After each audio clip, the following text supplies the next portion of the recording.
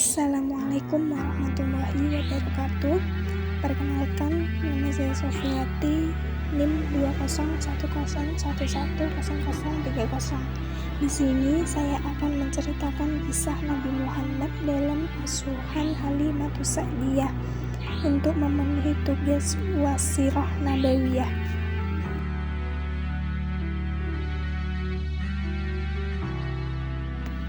Bayi Nabi Muhammad disusui oleh Halimah As-Sa'diyah selama 2 tahun, lalu dilanjutkan pengasuhannya hingga usia 5 tahun. Selama diasuh oleh keluarga Halimah, Muhammad membawa banyak keberkahan dalam kehidupan mereka.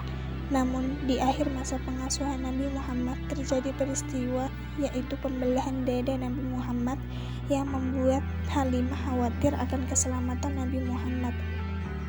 Telah menjadi tradisi baik di kalangan wanita Mekah yang baru melahirkan untuk menyusukan bayi mereka kepada wanita-wanita yang tinggal di dusun atau pedesaan. Kondisi pedesaannya segar dan lingkungan yang masih alami membuat anak-anak tumbuh dengan sehat, kuat, dan dapat berbahasa Arab dengan fasih. Sebelum kedatangan wanita dari Bani Sa'ad, Muhammad sempat disusui oleh Suwaibah, budak perempuan Abu Lahab. Abu Lahab adalah salah satu paman Nabi dari garis keturunan ayahnya. Wahai suamiku, semoga kita dapat anak bangsawan kaya seperti teman-temanku. Saat ini hidup kita sangat sulit. Ya, aku pun berharap sama seperti engkau, mengingat hasil panen ladang kita tahun ini gagal dikarenakan paceklik yang melanda Taif. Namun, harapan suami istri itu tidak terkabul, karena bayi para bangsawan kaya telah diambil oleh teman-teman mereka. Hanya tersisa satu bayi dalam gendongan ibunya, yaitu bayi Muhammad. Wahai saudariku, bawalah bayiku ini bersama kalian. Ayah bayi ini telah meninggal, jadi tinggal aku dan kakeknya yang mengasuhnya.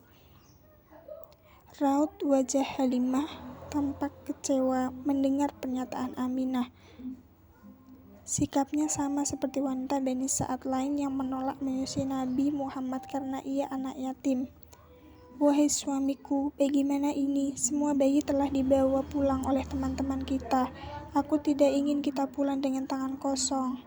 Apa kita bawa saja bayi yatim yang engkau temui itu, wahai istriku? Demi Allah, aku akan kembali kepada wanita yang menggendong bayi yatim itu dan membawanya pulang bersama kita. Entah kenapa bayangan bayi itu seakan tidak mau pergi dari pikiranku.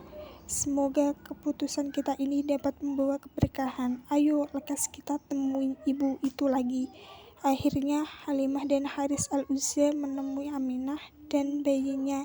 Di satu sisi, Aminah merasa senang, namun di sisi lain ia sedih harus berpisah dengan Muhammad. Aku mohon jaga baik-baik Muhammadku, kelak ia akan menjadi orang yang besar dan berpengaruh.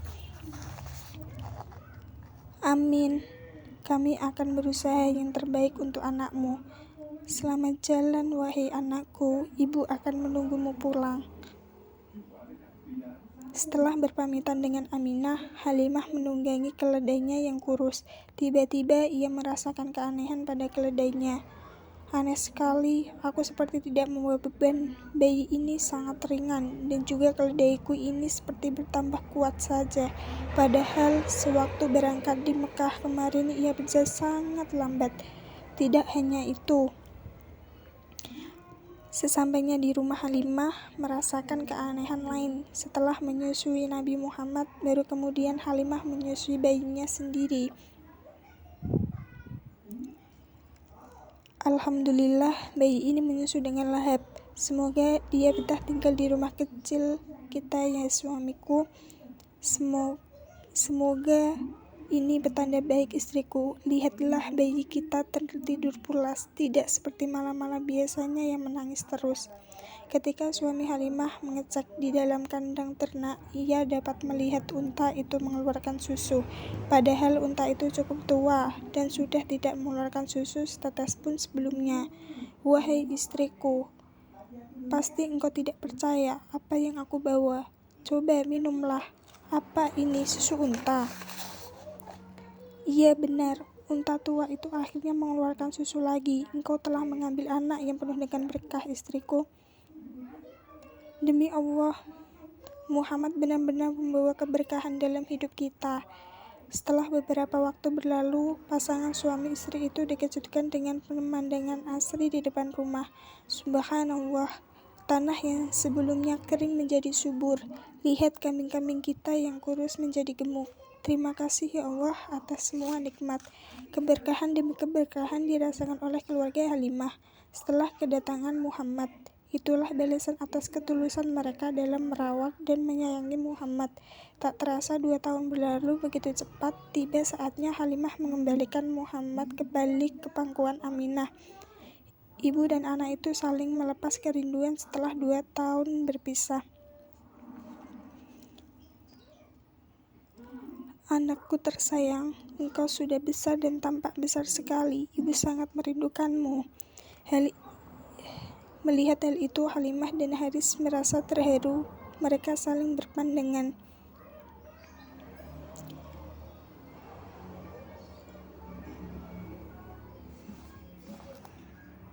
Dengan apa aku dapat membalas kebaikan kalian?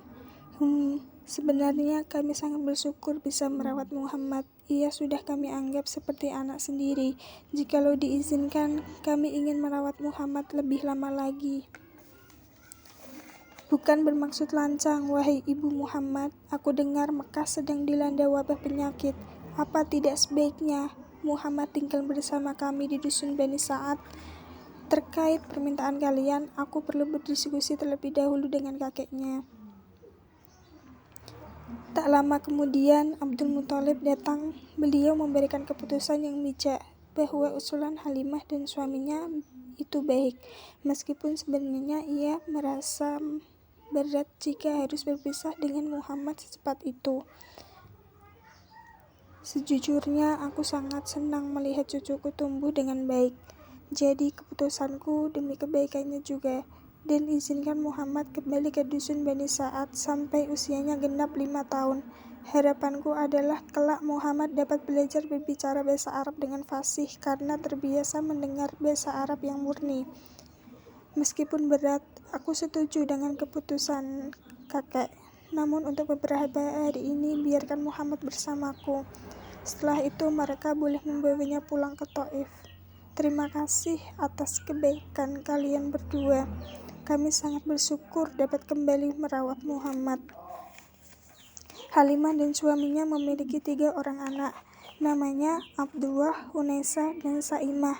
Dan mereka semua menjadi saudara sepersusuan Muhammad. Belum genap usianya 4 tahun, Muhammad ikut mengembala kambing bersama saudara-saudaranya. Pada saat itulah terjadi peristiwa pembelahan dada Muhammad oleh malaikat yang menyamar menjadi manusia. Ibu, Muhammad kita. Hah, Muhammad kenapa? Muhammad dibunuh oleh seseorang. Yang benar saja, tunjukkan kepada kami di mana Muhammad. Halimah dan suaminya segera berlari menemui Muhammad. Wajahnya tampak pucat.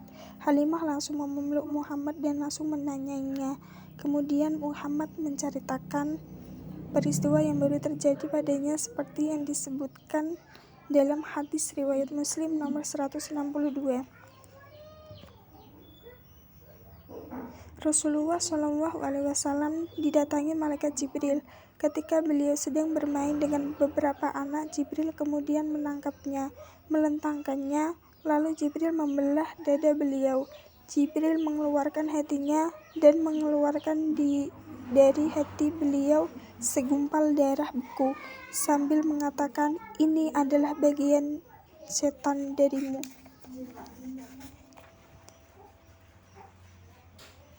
Jibril kemudian mencucinya dalam wadah yang tertutup, wadah dari emas dengan air zam-zam, lalu ditumbuk kemudian dikembalikan ke tempatnya. Wahai suamiku, perasaanku tidak enak. Sepanjang aku akan membalikan ke Mekah. Aku takut setan telah menggodanya. Setelah peristiwa mengembarkan itu, Halimah bermaksud menyerahkan Muhammad kepada ibunya sebelum waktu yang ditentukan. Wahai saudariku, apa yang terjadi sehingga engkau mengembalikan Muhammad sebelum waktu yang ditentukan? Ya, memang terjadi sesuatu pada putramu. Kami telah menyelesaikan tugas untuk mengasuhnya. Sekarang saatnya aku mengembalikan dia padamu. Katakan dengan jelas agar aku bisa mengerti sebenarnya apa yang terjadi pada Muhammad. Halimah menceritakan peristiwa pembelahan Muhammad kepada Aminah dengan suara yang terbata-bata. Sedangkan Aminah dengan tenang mendengarkan penjelasan Halimah.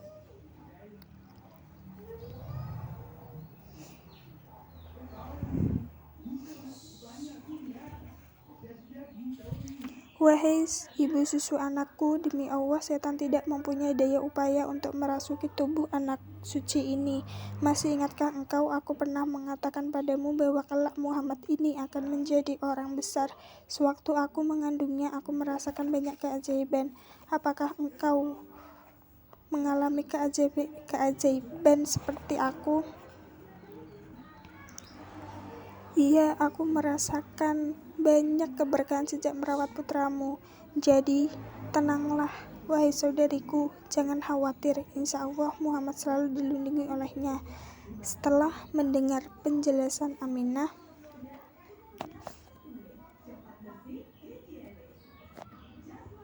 Halimah dapat bernafas lega. Semua ketakutan sirna.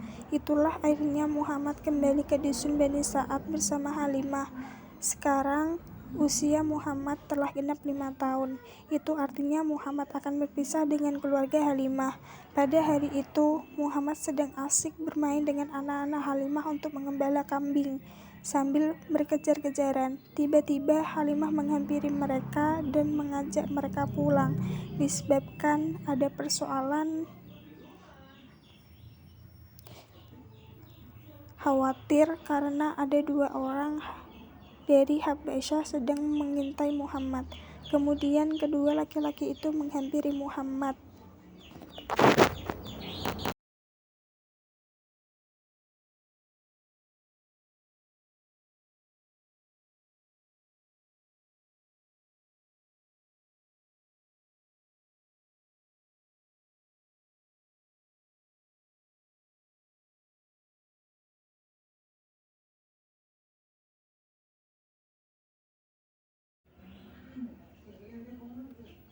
Dan menyuruh Muhammad mengembalikan badannya. Kemudian 2 orang tersebut terkejut ketika melihat punggungnya. Kemudian mereka pergi.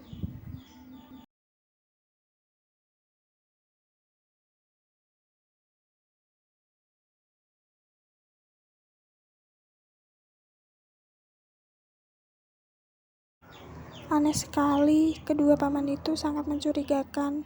Ayo anak-anak, sebaiknya kita pulang sekarang. Kekhawatiran Halimah pun terbukti. Orang-orang Habasyah itu merencanakan hal buruk kepada Muhammad kecil setelah melihat tanda di punggungnya. Tidak salah lagi, menurut berita yang aku dengar bahwa anak laki-laki yang memiliki tanda di antara kedua bahunya itu kelak akan menjadi orang yang besar. Kita harus mendapatkannya sebelum kedahuluan orang lain. Jika kita berhasil mendapatkannya, pasti raja akan memberikan hadiah yang besar pada kita. Sayup-sayup pembicaraan orang Habasyah terdengar sampai ke telinga Halimah. Ia pun segera mempercepat langkah kakinya.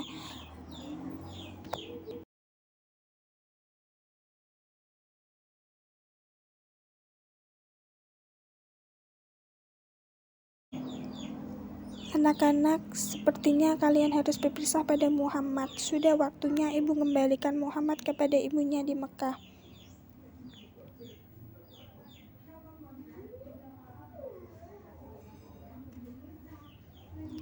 Wahai Muhammad, meskipun kita tidak bersama lagi, namun kita tetap saudara sampai kapanpun. Kita pasti akan merindukan Muhammad. Jangan lupakan persahabatan kita ya.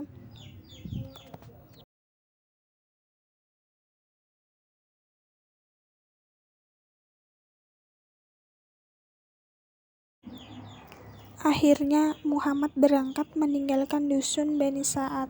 Terlalu banyak kenangan di keluarga Halimah. Namun di sisi lain, keluarga Nabi Muhammad merindukan Nabi Muhammad untuk pulang.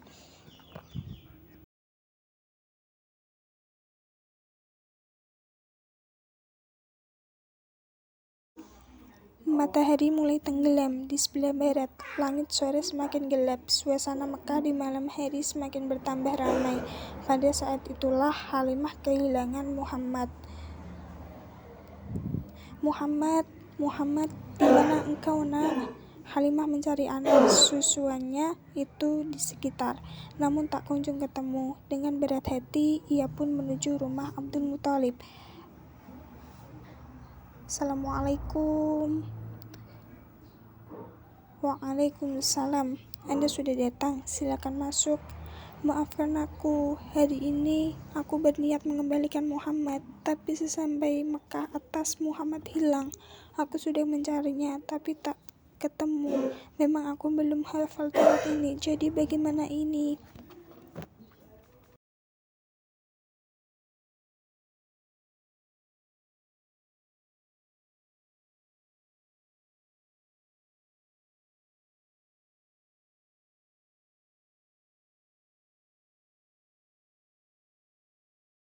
Setelah mendengar kabar itu, Abdul Muthalib langsung berdoa di depan Ka'bah.